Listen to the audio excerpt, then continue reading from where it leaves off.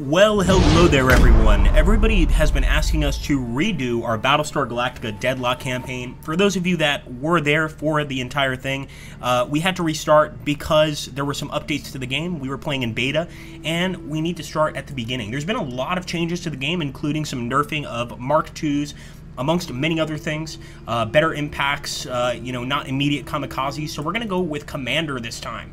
So tutorials were completed in a previous game. Do you want to reset these tutorials? We are going to say yes, and I'm only doing this because some people watching this particular campaign may not have seen our last one, and I think they have a chance to watch as well. The leaders of the 12 colonies promised we would never see war of that scale again. Peace would reign in our lifetime, and the lifetimes of our children. They could not have predicted the Cylon Rebellion less than 30 years later. The worst conflict in colonial history, and we are at a stalemate. No foothold gained that isn't lost again within weeks.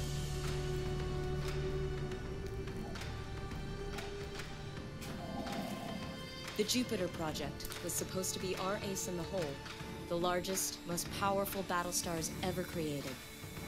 Each of the 12 colonies were promised one, in return for signing the Articles of Colonization.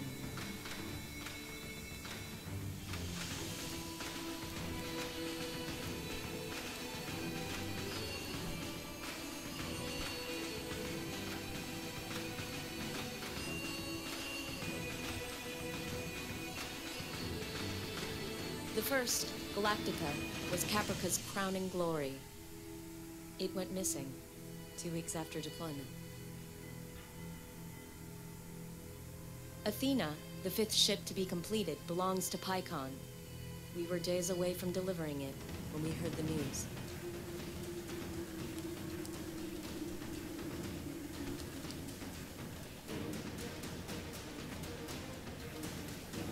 Pycon's capital cities were devastated by Cylon assault fleets. Among them, our own colonial fleet headquarters. There was no chance to intervene.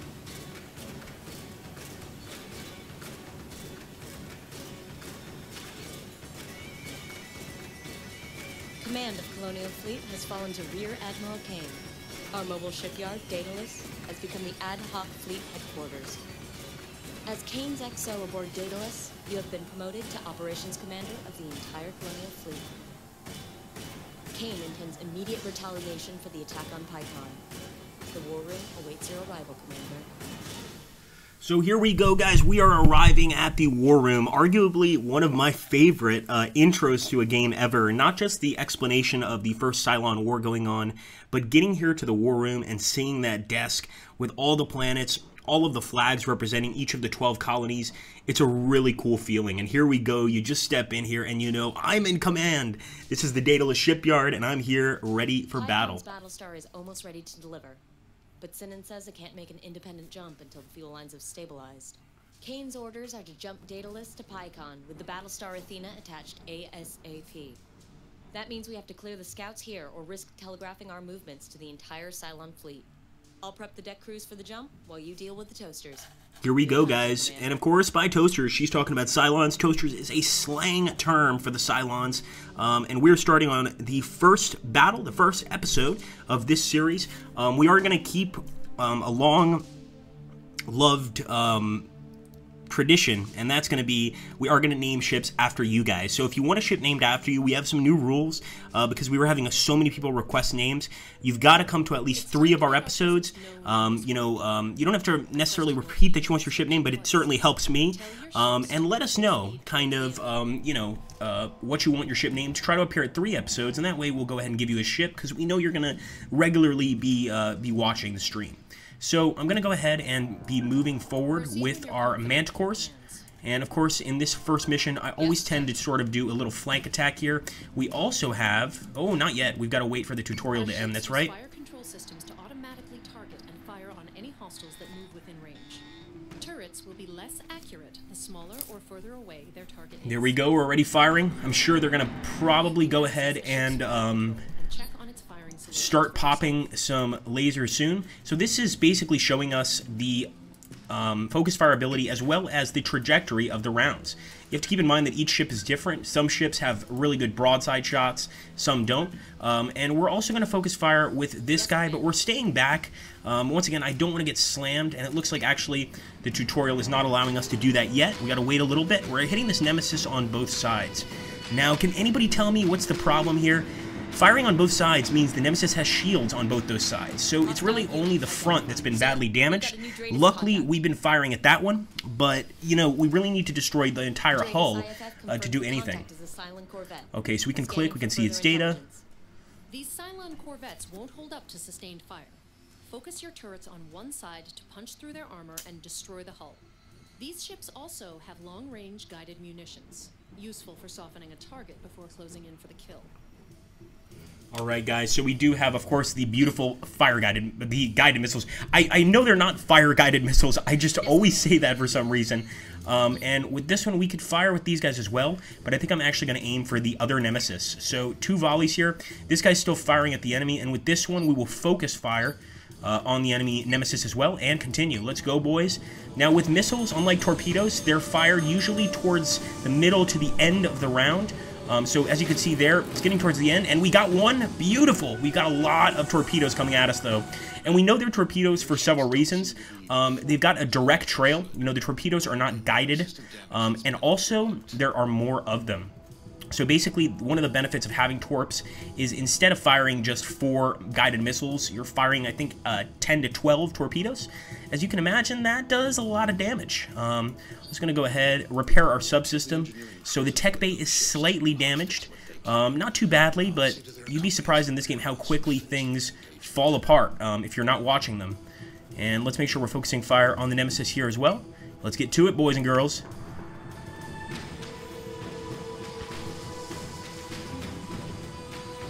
Come on. For the colonies. We've got that front armor completely destroyed. The tech bay is back online. We can't fire the missiles yet, but we do have our beautiful radar here, which lets us know kind of what's going on. I don't know if this early in the game the Daedalus has squadrons. He does.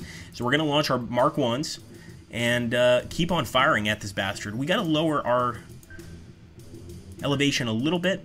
Again, I have to remember to use elevation instead of altitude. Altitude refers to the Earth's altitude. The Earth, I think, the highest point of orbit. So we can't really use altitude as a measure here. We're really hitting that thing hard. As you can see now, we've got we're targeting him, doing a lot of damage. If we had our Mark 1s here, they would do even more damage, but I don't even think we need them. Although it looks like we might need to get one last shot here, and it's going to be a risky one because we could possibly crash one of our Manticores into this thing. Come on. There we go. She's gone. Beautiful.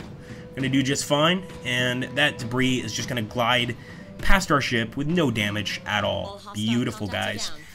Much like any other battle in BSG, we want to take a look at the autocam. It's one of the coolest features, so we're going to go ahead and watch the replay. Now, this is not one of the biggest battles. We have a lot more crazy battles in store for you guys in this campaign, but being the first, I thought we'd still give you guys a nice view of the autocam replay. It's not the same without Vipers, because those Vipers really make it look so much cooler, but it's a start.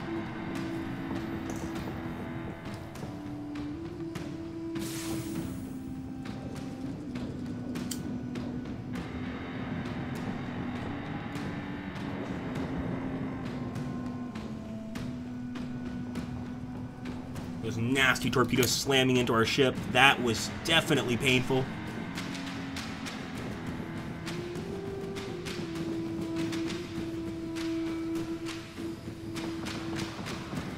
Gotta love those Manticores, guys. They might be small ships, but they get the job done. They really do. Great scout ships, ability to fire missiles despite being a small craft. The only thing not going for them is the low damage, or I should say the low defense, and the lack of ability to store any Vipers. I mean, they're just too small to store the Vipers. The Vipers just popped out right there from the Daedalus. Really cool. So we're going to proceed, guys, continuing the campaign, of course. And so far, Commander. one victory. But we still have work to do.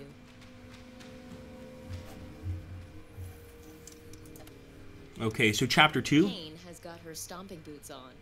Started shelling out orders before she'd even finished sticking the Admiral pin to her jacket. She's out to prove she's ready for the top job of Colonial Fleet. Can't feel good to earn that promotion off the back of your superior's bad luck. But we've all lost someone in this war, I guess. My sister was on Galactica before it disappeared. Pycon's government is blaming Kane for not delivering Athena earlier. Both she and Sinan won't be happy until we've delivered all 12 of the Jupiters to the colonies. Well, at least we'll get to see Athena clear out some toasters before we hand her over to Pycon. Daedalus is ready to jump on your command, sir. So, as you guys have probably surmised, the way this works, guys, is that essentially we have a certain number of colonies, of course. We need to keep these colonies happy, and one of the ways we keep those colonies happy is by essentially doing our absolute best to not only defend them, but to deliver the Battlestar's promise to them. It's sort of like having a world where everybody gets nukes. The Battlestars are the leveler in this playing field, and despite these 12 colonies being united, some of these colonies will want to be independent, some of them will try to get away from the Quorum of 12, and we need to stop that, and the only way to do it is to help them out and give them the Battlestars we promised them. Let's go ahead and proceed and try and get the Athena-class Battlestar out of here safely and past these Cylon Raiders. I hope we get a quick victory, and I hope it's one to remember here, my friends. Okay, pretty nice setup right now. I'm going to go ahead and accept that. Pretty much happy with that setup. Prepared to jump in 3, One Manticore on each side. 2, 1. Not sure if you guys hear that in the background. You might. I do have my washer going on. We don't usually hear it on the stream, but or on the Let's Play, but you might hear it. Also, if you guys want me to raise or lower the narrator's voice, let me know. And also, if you want me to increase the battle sounds, let me know. Just tell me in the comments down below what you guys want me to change or what you think I'm doing correctly. And we really appreciate that sort of information. So here we go, guys. And sure enough, yep, a lot of enemies on us, but we've got that beautiful Battlestar. He's just now leaving the Daedalus shipyards. We're doing the same with our Manticores. And the only thing I'm going to do a little differently here with the Battlestar is I'm going to pop my squads right now. I'm going to do the same with the squads at the Daedalus shipyards, and let's hope the enemy doesn't attack us there. I don't think they will, unless they get past us, which is possible. But for now, we're going to try and remain safe. I hope we're being safe, that is. We've got to watch out for that guy on the right. He's coming in really fast, and sure enough, it's a Nemesis Corvette. So one thing I'm going to do, I do want to fire our missiles, and I think we're at a range where we could probably hit the target and do pretty well. Let's take a look here. Ship command, posture. We're going to go ahead and increase to offensive a little bit. And they want us to boost thrusters. I hate boosting thrusters. This just increases our speed. It's a good way to get away from a situation you don't want to be a part of. And over here, are we seeing that other guy? I'm going to move this Manticore over here to deal with that other unidentified enemy. And we will also take the Mark 1s on the Daedalus, and we're going to start attacking that Nemesis. So we're not just hitting them with our ships or with our missiles, we're also hitting them with this. Let's go ahead and fire some missiles at that Nemesis, and hope for the best. Here we go, boys and girls. Remember I told you about those missiles not always firing at the beginning. It seems that now things have changed, because we fired 2 missiles there. We usually fire 4, and also we fired those at the beginning of the match. So perhaps something has changed with the updates to the game where that stuff is coming out a lot faster. I think I'm going to turn here towards the enemy Talon class. These can be some pretty dangerous little buggers. So I'm going to go ahead and get to the Athena. First of all, I want to make sure we're going towards this guy. We've got some squadrons. We already launched them. There we go. And I'm going to fire my guided missile at the Nemesis, believe it or not. With this guided missile, I'm going to fire it at the Talon.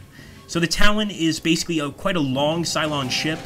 No hacking abilities as far as I know of, but it is able to get really good broadside shots. That's why it's so long. It's got some beautiful guns on it. But we're going to try to ignore that for now. As you can see, our Mark 1s are getting in there. Or defend any of our own capitals. Yes, we know. A squadron back to its carrier if the situation begins to deteriorate. It's something we can do if we want. We don't want to do it, though. And that would be to recall. So we'll go ahead, defend, and we can defend the Jupiter-class ship. This is one way also to avoid enemy missiles, things like that, because if you're able to have some ships defending your ship, sometimes, not always, but sometimes, your ship will actually shoot those missiles down, even nukes. So it can be very, very effective. Let's go ahead and make sure that we know to focus fire on that Talon. And I'm actually going to take one of these ships and select the enemy War Driver Squadron. So the War Drivers are hacking ships. Despite being small, like Vipers, they can hack your ships and cause a lot of damage. Actually shot down one of the enemy torpedoes there. I don't think it was enough to kill it, but it's a start. And I'm going to trust that my Vipers can finish off this Nemesis. So I'm bringing back this Manticore, and it's also a good thing because the Manticore is being hacked, and the farther we get away from our enemy, the harder it is for them to hack us. So it's sort of a killing two birds with one stone, as it were. It really helps. So I am targeting the Talon. He could be going for a kamikaze strike, so I'm going to go ahead. I'm boosting thrusters all the way. I want to smash this guy with as much firepower as possible. Getting a tremendous amount of damage on his bottom, but yes, he's definitely coming at us, going for a strike. Looks like it anyway. He could be going also for our Daedalus shipyards. And there we go. He's gone. Beautiful kill. I loved it. Let's see. The Nemesis is still at 7. I don't know. I hope that I didn't make a mistake getting away from it, because, like I said, the Vipers have been slightly nerfed. So we'll see what happens. Move this Jupiter class over here. And with this ship, since it's being hacked, he could turn off fire control very soon. So I'm going to make sure armory is off. Let's turn the armory back on. And let's see if we can fire a guided missile here at the Nemesis. Love seeing that enemy Talon blow up. And hopefully our Mark 1s can get the Nemesis. Come on, boys. There we go. Coming in for a second attack. Taking down 6-5. Before, they used to kill them a lot faster. And I'm actually glad they changed that. There's any way we can stop those Cylon tech ships from hacking our systems. But he's being stubborn. We've already minimized onboard networking. Your firewall should keep them out for a while. Otherwise, take the subsystem offline for repairs if they cause too much damage. Or you can rely on the tried and tested method of shooting the Cylons down before they get the chance. I like Lucinda Kane's method. Flak ammunition. Use this to zone out fighters and incoming munitions. Alright, so they want us to use the flak, and of course this is really only useful if enemy fighters are attacking us, war drivers, other things, etc. I was actually worried that our missiles were about to hit our ship, and it was actually very close there. Come on, boys. Boom, boom, boom, boom. Gotta keep getting shots on this guy, and we've also got to lower our altitude, or excuse me, our trajectory a little bit. Our elevation, I guess. And we can fire guided missiles now with our beautiful, beautiful Manticore as well. So that's really cool. Let's see. 3 left on the Nemesis. How is that fleet doing? They're doing all right. I think they can be responsible for taking the guy out, and I'm not going to feel too guilty. Fire guided missile, baby. And we're firing at this Nemesis, so just a massive amount of ordnance coming into this guy. You can turn off those that flak, by the way, because as soon as our ships fly back, they're going to get shot. Unfortunately, in this game, how can I put this? Your flak doesn't really care if there are ships coming in, and your ships don't really care that the flak is there. With Admiral Sarkis still missing aboard Galactica, Admiral Kane remains the commanding officer of Colonial Fleet. McKinley was a good commander and a good soldier. We honor his memory today. So say we all. So say we all. So we're honoring the memory of the past commander of the fleet. Of course, this is the first Cylon War. The humans did not know that this was going to happen. It was just a sort of a surprise attack by the Cylons. And now we at least know that he's not been lost in vain, and that Lucinda Kane is going to carry on and hopefully do a good job. We don't know. She could have her own priorities at stake. Remember, Battlestar Galactica is a very political series, which I love. And so just about anything could happen. But it looks like our Vipers might be able to take this guy out. There we go! Yes, Vipers, you did it! All hostile contacts are cleaned.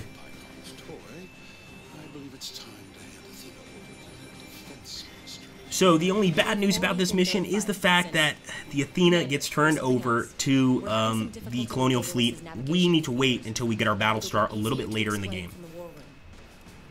Alright, let's take a look at the replay here, guys. The auto replay on battles like this is exactly what we want to see. And just seeing that Battlestar, she's so pretty. I wish the Athena was ours, but she's just going to be ours for one mission. Maybe we can buy her later. In fact, we can buy her later in the game, but we're going to have to wait a bit. We need to increase the Tilium that we're getting from the colonies. Tilium is essentially the resource necessary to build ships in the first place. We need to mine it by getting the support of all of our colonies. If our colonies trust us, they're going to give us lots and lots of Tilium, and even some bonuses to our fleets. But if we let them down and don't destroy the Cylons attacking them, guys, well, they're going to stop giving us Tilium, we're going to go bankrupt, and we're going to lose. It's that simple. So we have no choice here. We've got to continue. And it looks like they got some really nice shots on our Battlestar at first. I like to see how our Mark 1s are still going after the enemy, but the enemy definitely has some War Driver squadrons here, trying to hack the hell out of the Manticore. And the thing about War Drivers, there's not as many of them in a squad as there are Vipers and ours, for instance, but they are still deadly. I'm telling you, the War Drivers, you don't want to mess with them. To have just a tiny, tiny fighter escort be able to hack your ship, it's not fun.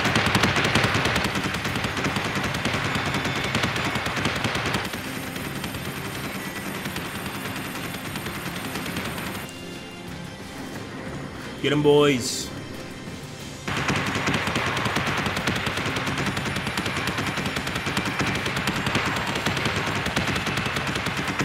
And there she goes. Not yet. Look at that. I love seeing the Viper view here.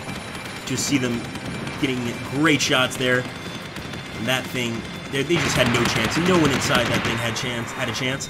And we survived. The Athena got hit there at the end with some torpedoes, but it was doing just fine, guys. So we'll take a look here and see who got the most kills. Don't forget to request a name if you want one in the series. We're going to proceed and see what's coming up next.